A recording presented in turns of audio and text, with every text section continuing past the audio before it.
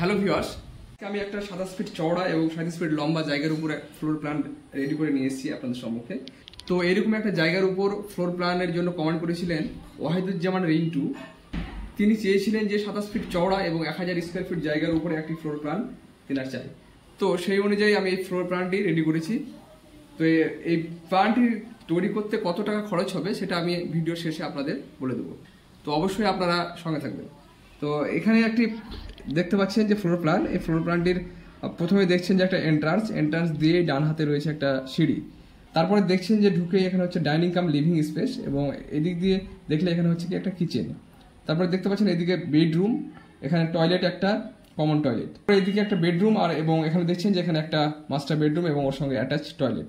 তো এরকম একটা 27 ফিট চওড়া এবং 37 ফিট লম্বা অর্থাৎ 999 স্কোয়ার ফিট জায়গার উপর এই ফ্লোর প্ল্যানটি রেডি করা হয়েছে।